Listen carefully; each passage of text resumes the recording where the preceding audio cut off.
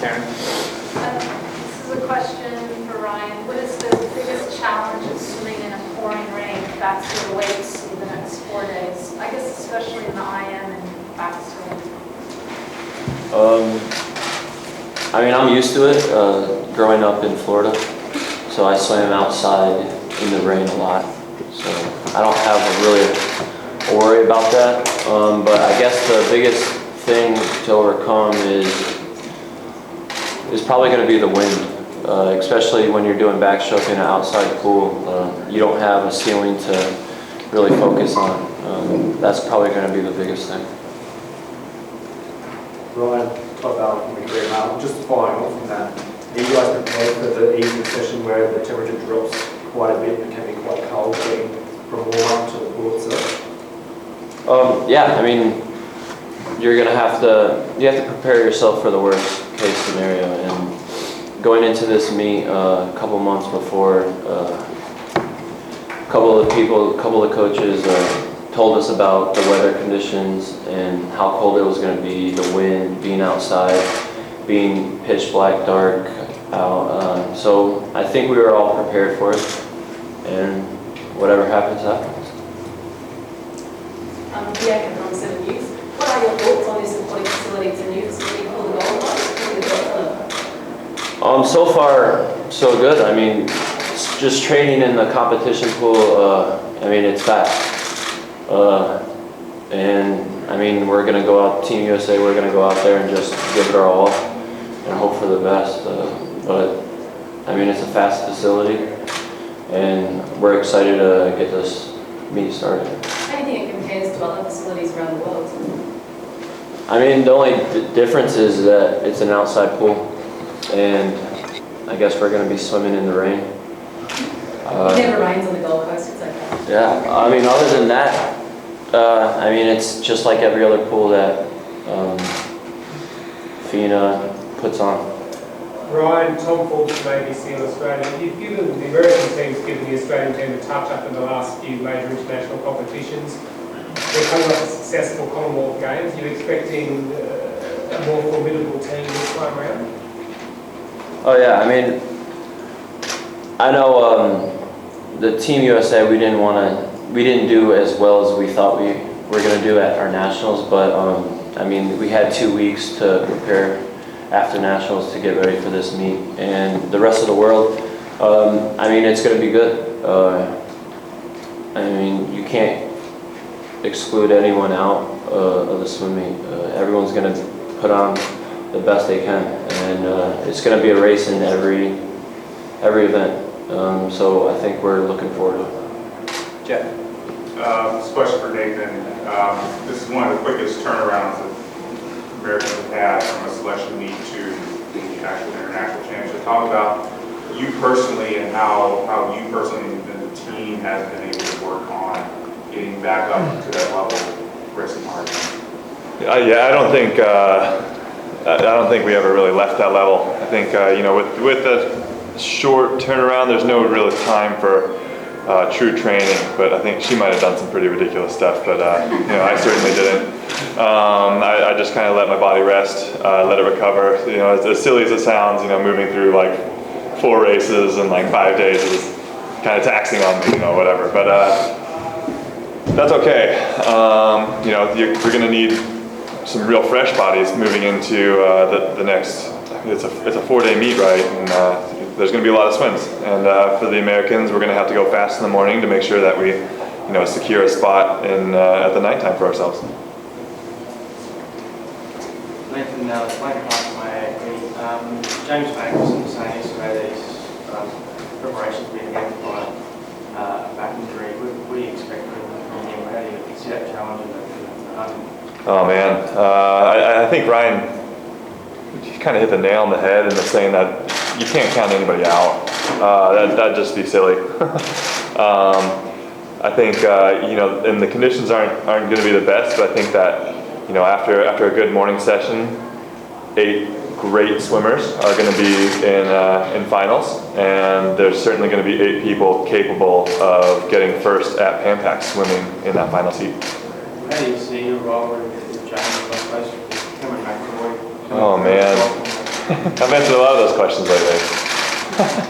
And, I guess I've always been kind of a guy that's introverted in terms of training. I've always been focused on myself. I've always kind of, compared myself against myself, because I have a pretty good sense of what I feel like I'm capable of. So I don't really know.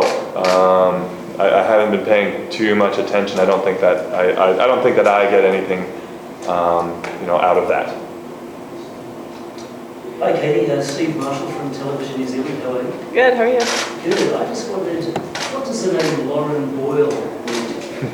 Well, she's a great swimmer. I swam against her last year and I guess at the Olympics too. And she had a great Worlds last year and I think she's been swimming really well this year. So it should be fun to be in some races with her this week. Did she catch your attention with her record the other week?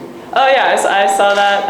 I think we were at Nationals during that, so I was just focusing on my swims, but I did see that she broke a record, which is great. Yeah. Katie, hi, Nicole Jeffrey from the Australian. You had a spectacular nationals. How do you feel like you could improve off that this meet, and if so, why?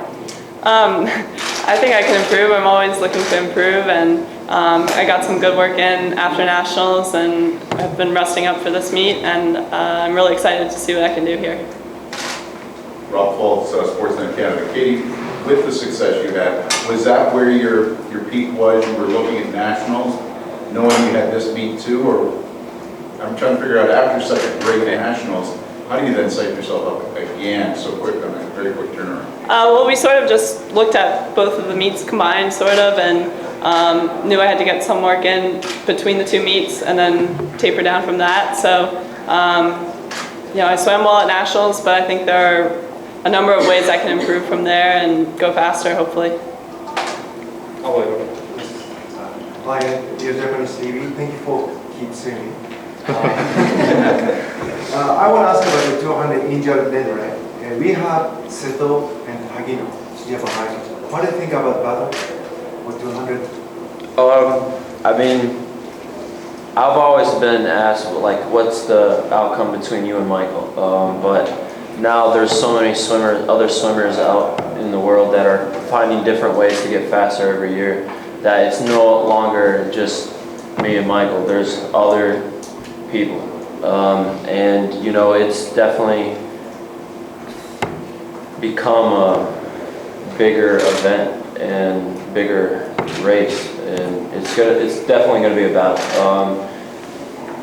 It's going to be a close race, even though that they're seeded faster than us going into this meet.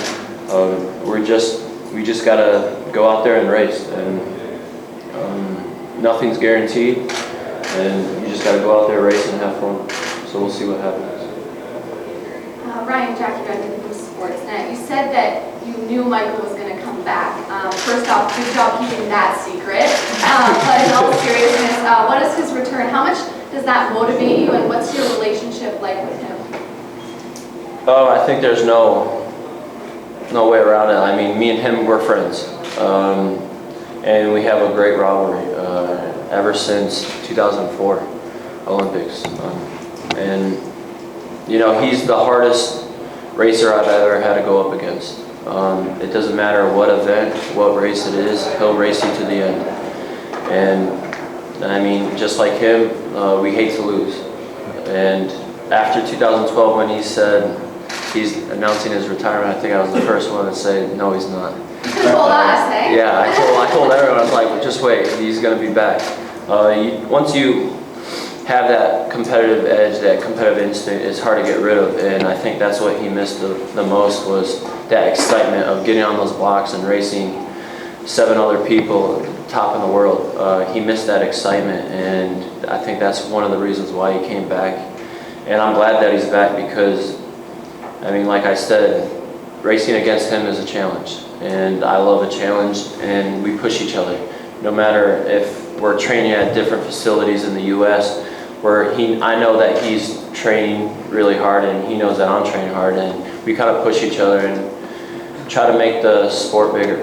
Obviously, you guys are friends, but when you beat him, how long do you brag about it to him? I don't think I have ever really bragged. That's not me. No matter what happens at the end of the race, as soon as that race is over, I tend to forget about it because I have so many other events that I got to get ready for that I don't focus my energy just on one race with Michael. I kind of go out there, do what I have to do. When it's all said and done, I forget about it and just move on. Nathan, one of the leaders, the Blue Ribbon event, or one of the Blue Ribbon events, the 4 fastest swimmers this year in that race. Are you excited by the prospect? Yeah, I think, racing a quality field is what it's all about. And that's what makes it fun. I've always felt like, 2 things really make it fun. That's going to have, swimming fast and then racing fast people. And then it's certainly stressful. Don't let me, sidestep that. But that's what it's all about. And that's. I think everybody's going to be excited when the 100 freestyle just walk behind the blocks, whether they're on there or not. We got 2 quick questions because these guys have a buck, so we'll go Karen and Tuck. This is for Nathan. What is the toughest challenge for you being a post-collegiate elite racer in the United States? Toughest challenge? Is it financial? Is it motivational? I've fallen into a really lucky spot in that I graduated from Cal and I'm able to train there and utilize their facilities. I think for many other people who graduate from other places that don't necessarily have as much of an established program, it's extremely difficult. I have people like Anthony, Natalie, who's just absolutely been trailblazers when it comes to setting the life up for a postgraduate athlete. But a lot of people come from college programs and become great swimmers without that, and then they go on to like Mecklenburg or North Baltimore or one of those other great places. But for me, I don't actually have any complaints. I think the collegiate system is a great stepping stone in developing athletes from a junior level to a senior level in terms of competition. Last question, so we have a bus to catch. Nathan, I know you say you can focus on yourself, but when you hear and see James doing 47s at meets throughout the year, what does that make you think? And when it comes to your own career, are you thinking each year I've got to be at my peak, or do you just look long term and think Rio's where I've got to be at the best? Well, there's certainly a combination of both. I wish I could go 47s in season, of course. I think Ryan probably wishes that too. But with that, I think we both do go on a quadrennial plan. It's certainly about setting ourselves up for a successful Olympics every year. And we make certain tweaks here and there along the way, but the Olympics is certainly the big picture. Thanks, everyone. Apologize.